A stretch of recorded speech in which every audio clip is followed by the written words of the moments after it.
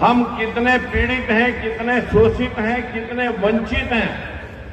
आखिर हम 85% लोग SC, ST, OBC और माइनॉरिटी के लोग, हम 85% लोग हैं और वोट से राज बनते हैं, तो अब तक क्यों नहीं बनाया?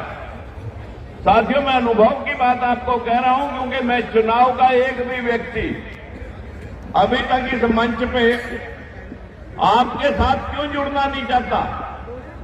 क्योंकि जब देखते हैं मालाओं का शौक, तब हमें बड़ा तकलीफ होता है कि माला जिस दिन पाने और गलवाने के काबिल आप बना देंगे हमें, हम आपकी माला स्वीकार भी करेंगे और जिन लोगों ने आपकी मालाएं छीन रखी हैं उनको औकात भी दिखाएंगे।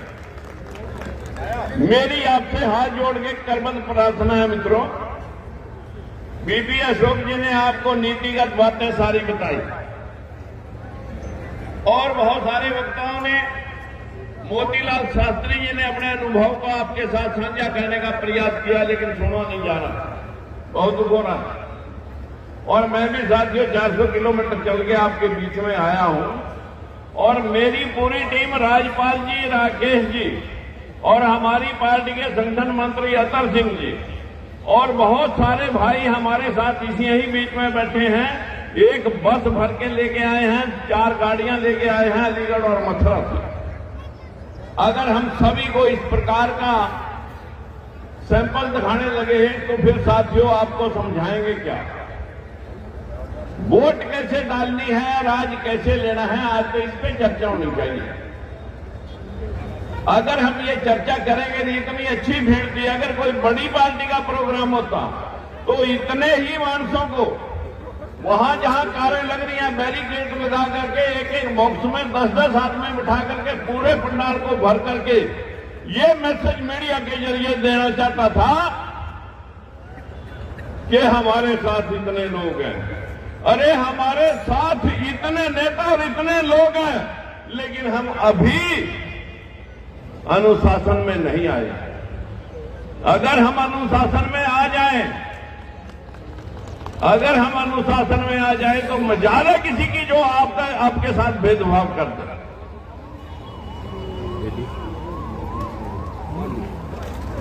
मैं साथियों को भाषण देना नहीं चाहता, अनुभव बताना चाहता हूं।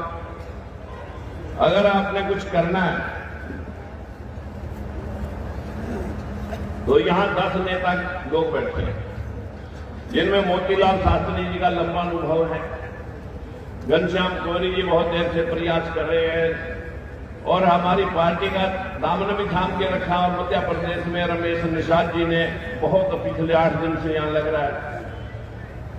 यहां पर हमारे भैया जी बैठे हैं और विनेश जी की पूरी टीम लग रही है और गोपाल कुशवाहा जी, मेरे टीम के लोग बता रहे थे कि अच्छा, बहुत अच्छा भाई गोपाल कुशवाहा जी का वातावरण इस क्षेत्र में है। 160 गांव हैं जिनके अंदर गांव-गांव में एक तरफा वोट है, लेकिन हम हमारे भाई को अभी तक MLA बनाने में क्यों सक्षम नहीं हुए? ये सुविधा समाज है, ये पांचाल समाज है, ये कुशवाहा हमारे को कहीं ऐसा ना हो हमारे साथ भेदभाव कर दे। अरे खसमो, जो लोग तुम्हारे से भेदभाव कर रहे हैं उन लोगों ने तो कभी तुम्हें मंच में ही नहीं करने दिया। जिन लोगों के साथ आप जुड़े बैठे हो,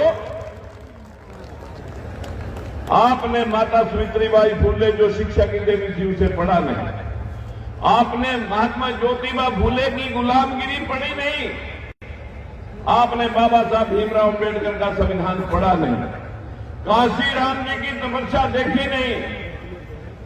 आप तो आज सिर्फ हम में से कुछ लोग प्रयास कर रहे हैं, हम अपने अपने लोगों को साथियों आपका शोषण करने लग रहे हैं। हम भी अगर हम आपको कहीं जोड़ने में कमजोर पड़ रहे हैं तो आपके अंदर वो ज्वाला भड़काई जानी चाहिए कि हम साथियों सभी शूद्र समाज के लोग हैं।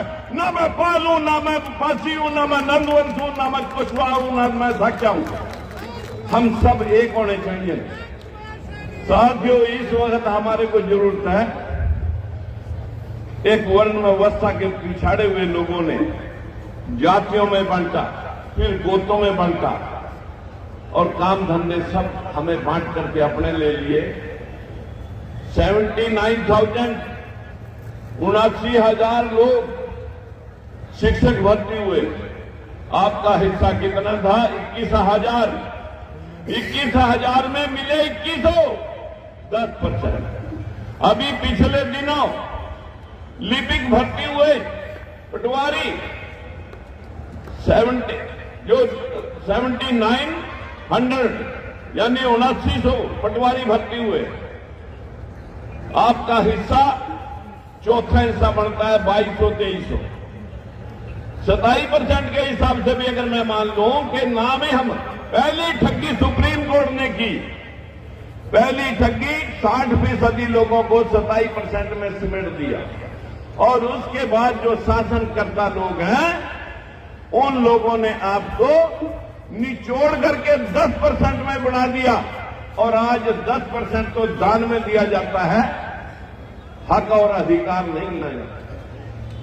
मेरी आपसे विनती है कि साथियों, इस लड़ाई में मुझे आपके साथ जुड़े हुए 29 साल हो गए।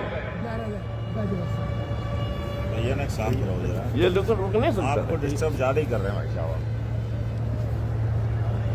इन 29 सालों में गांव की पंचायत से पंच, फिर सरपंच, फिर ब्लॉक समिति, फिर जिला परिषद, एमएलए, मंत्री और एमपी, एक सीढ़ी MP to MP, member panchayat से मेंबर पार्लियामेंट तक का अनुभव मैं आपसे शेयर करने के लिए आपके बीच में आया हूं। मित्रों, अगर आप चाहते हैं कि बड़ी जातियां या उच्च वर्ग कहूं, जिन लोगों ने आपको समझा दिया कि यहां पर यो जीवन तो खराब हो गया, अगला जीवन ठीक कर लो, जो भी कमाओ पूजा पाठ, तीर्थ व्रत, उपवास और कापड़ा ढोने में लगाओ और फिर स्वर्ग मिलेगा। अगर अपना कमाया हुआ आप खा लिया तो फिर आप नरक में जाओगे। अरे वाह रे भले मानसो, अपना कमाया हुआ आप खा लिया तो नरक में गए।